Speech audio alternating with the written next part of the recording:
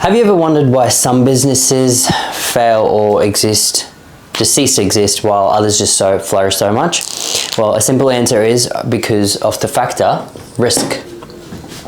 Within this video, I'll be going through risk assessment and how to manage risk, and by the end of this video, hopefully you will learn everything you need to know about risk. Why should you be listening to me? Because like I said in my previous videos, I've been working in the commercial space for close to a decade now and have exposure to projects close to $450 million, and have administered these projects. Through a lot of this experience, I've learned these few items that I always discuss every week. I come with a commercial series. This is part 3, and we're going to be discussing risk.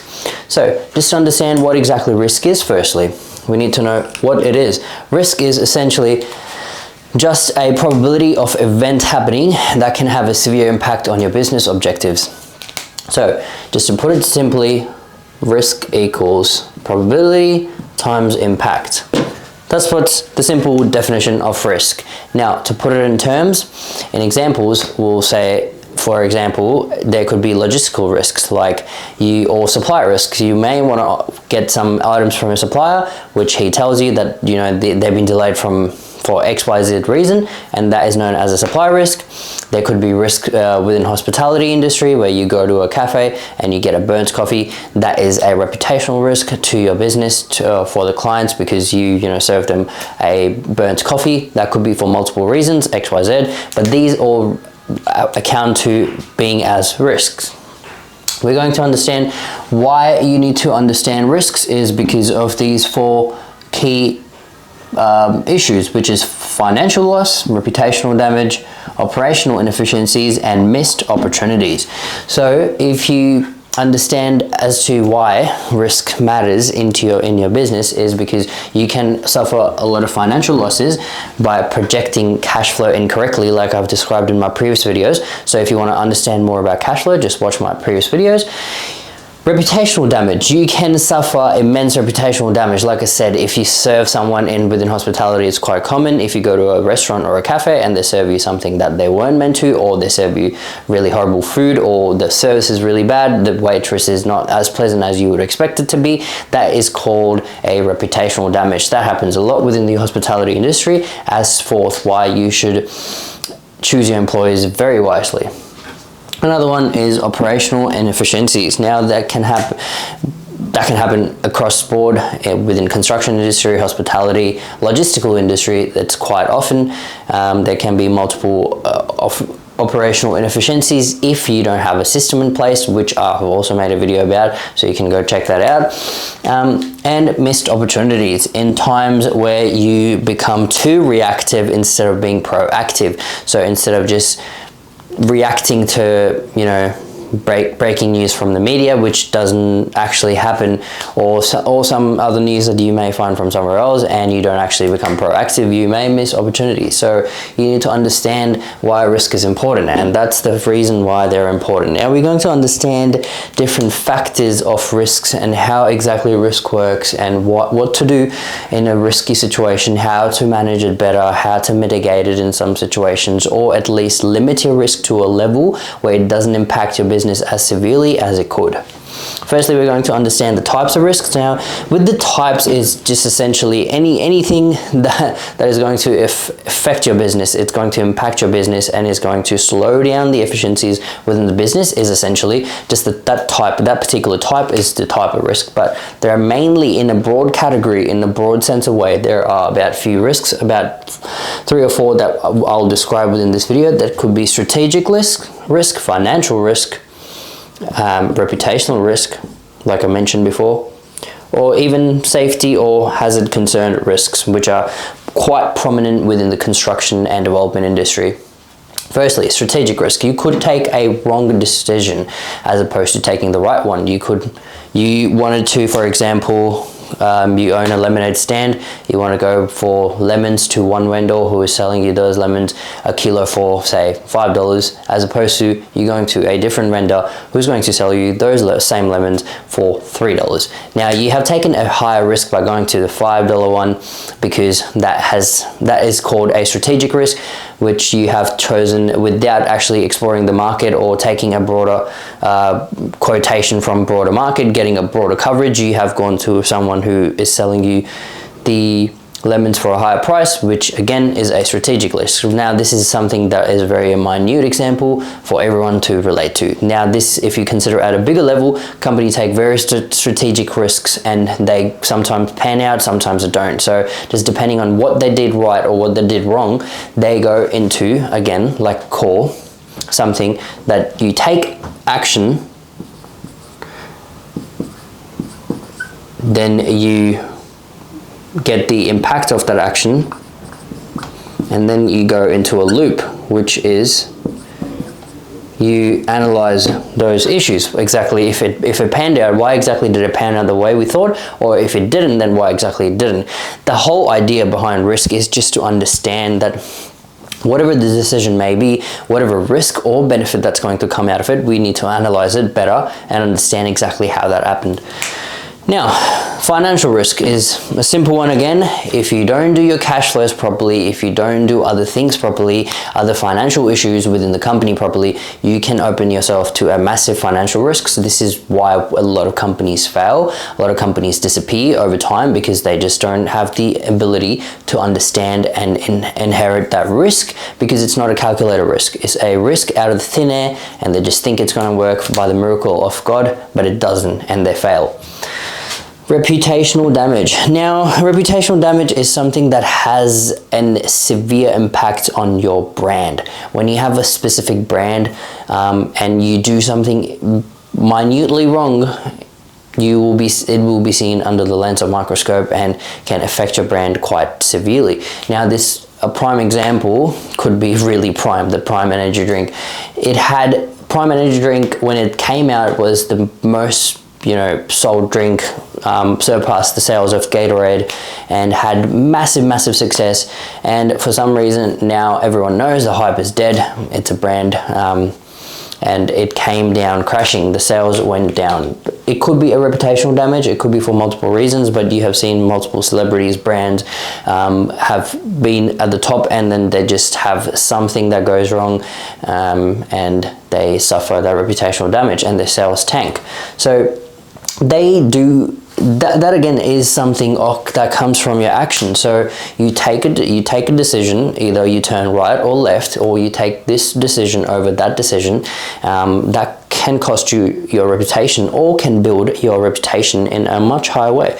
So that is what their reputational damage is. And then safety and hazardous risks are something that are quite prominent within the manufacturing, within the construction industry, within the hard industries where there is something, there is a hard building there is a hard substance being built.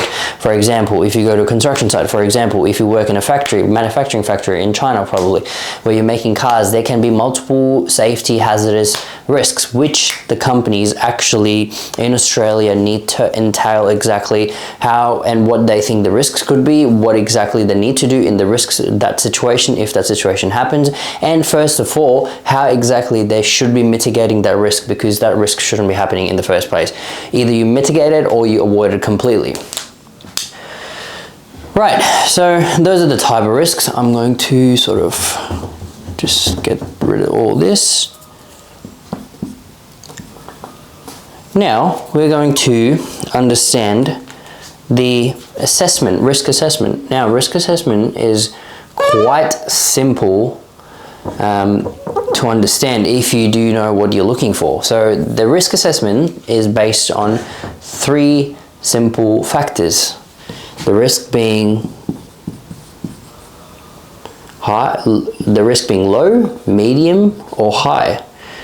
The categories are divided into, like I said, these 3 elements. Some risks can be a low risk, where the probability of that happening is between 0 to maybe 30%. The medium risk is somewhere of a risk happening from about 30% to 60%. And a high risk is, the probability is quite high, which means that this risk can happen about 90% of the time.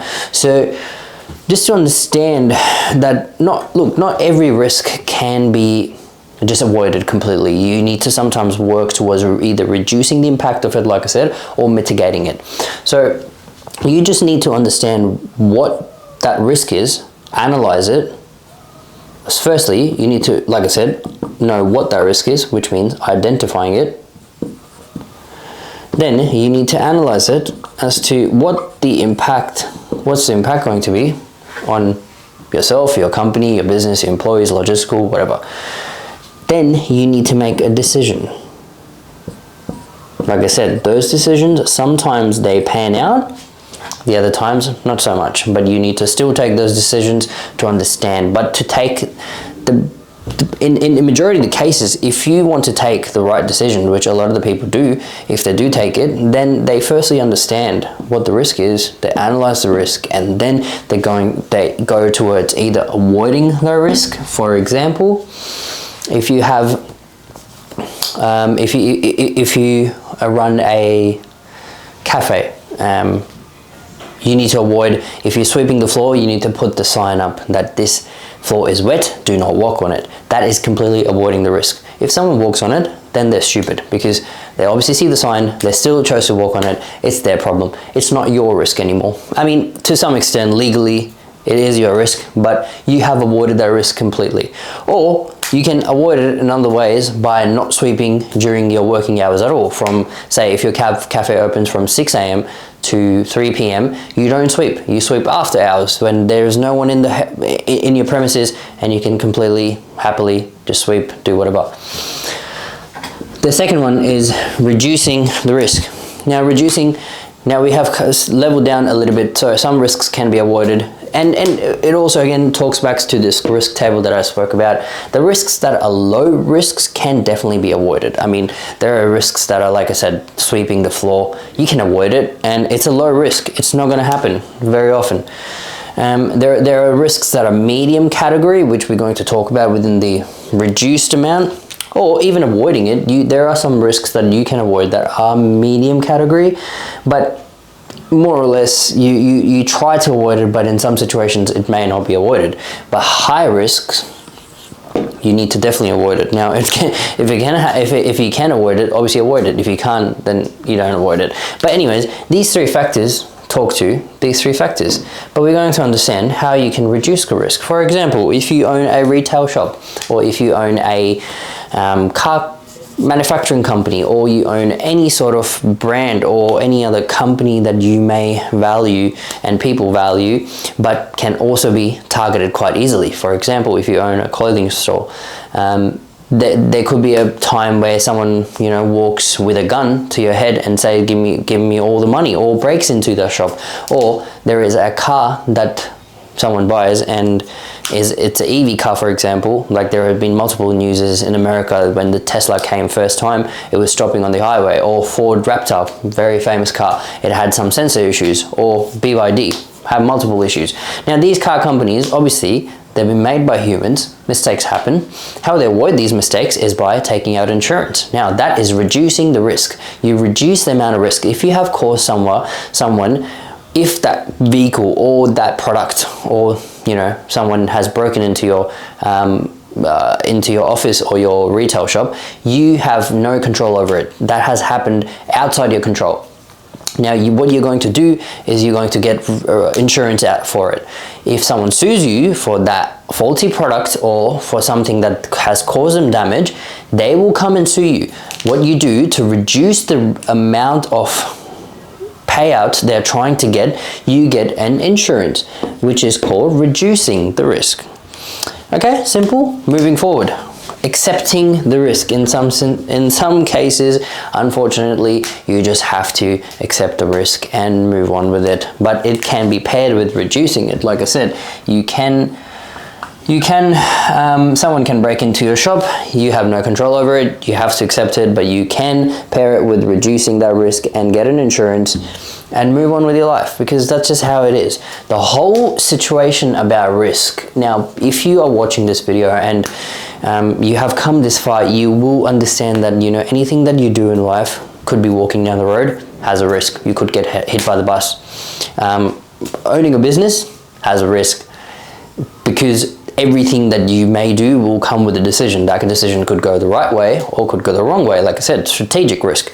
When you do find yourself in these crosshairs between the right and the wrong decisions, you just have to make a decision, because by prolonging the decision, what you're doing is actually affecting the cause of the decision. That decision that you're going to make today you'll see the impact maybe tomorrow, maybe in 2 weeks. But if you prolong that decision for a year or longer, you will still see the impact of the decision. It will just be prolonged.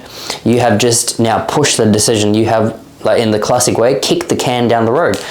So, like I said, you need to just accept it and move on, because that's just how life is. Now, we're going to understand that, like I said, not all risk is bad, right? Sometimes you need to take a calculated risk. Calculated risks means simply that you have clearly identified what you want to do firstly, and you have identified very clearly what are the risks from what I'm going to do. Now you have analyzed that these are the risks. It could be X, Y, Z. It could be, ABC, 1, 2, 3, whatever it could be. There could be multiple risks with it. There could be one risk with it. It just depends on what the decision you're taking. You have analyzed it, and then you have to just trigger that decision. That is known as a calculated risk. There are a lot of companies out there, a lot of brands, a lot of businesses, a lot of investors who take a calculated risk. I have multiple times taken calculated risks, and sometimes it pans out, but sometimes it doesn't. But to understand how to take a calculated risk, you need to understand what you're trying to achieve, identifying it, analyzing it as to what is the complexity by taking that risk, what am I putting at stake, and what could happen if it doesn't go the way I want it to. For example, this is something that is a personal example that I took a risk on. I bought an investment property X amount of years ago for a specific reason, but situation changed. Literally through 3 months, 4 months later, there were some issues that happened, and I couldn't really hold on to that property any longer because of multiple factors, and that caused me a bit of loss. But it also, the year later, bought another property, and it got me, that property lifted I saw a huge exponential growth in it that offset my losses. So you need to take a lot of risks in life. It just needs to be a calculated risk. You need to identify, analyze, and take the decision.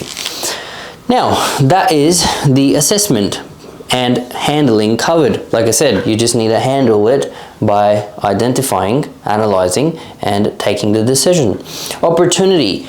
There are some risks, like I mentioned, not all risks are wrong. So when you take the calculated risks, for example, you're trying to expand your brand into a different market, you need to understand what the market is, how people are going to react to it, and what are the things that I should focus to make it a good success from the start. Now, whatever you do think firstly is going to be most likely not going to work, because that idea came in ivory tower between your two ears.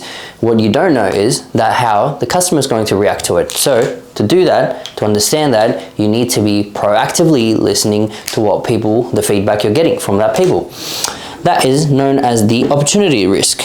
You just need to understand what that risk is. How do I assess it? How do I manage that risk? And you go with it. Every risk, every decision, like I said, comes with some level of risks, but you can mitigate it, you can completely avoid it, or you can reduce the impact of it by always identifying it, analyzing it, and then making that decision. So I hope this sum of risk, exactly trying to understand risk, which is probability times impact, and the ways of handling it, what are the types of it, and the way of handling it to make that risk an opportunity, because that's what we try to do within this channel, is to make everything an opportunity, everything a learning curve, like I have through years of experience. And hopefully this video was useful to you. And if it was, please subscribe, please share, and I will come back to you with some more useful content within the next video. Thanks for watching.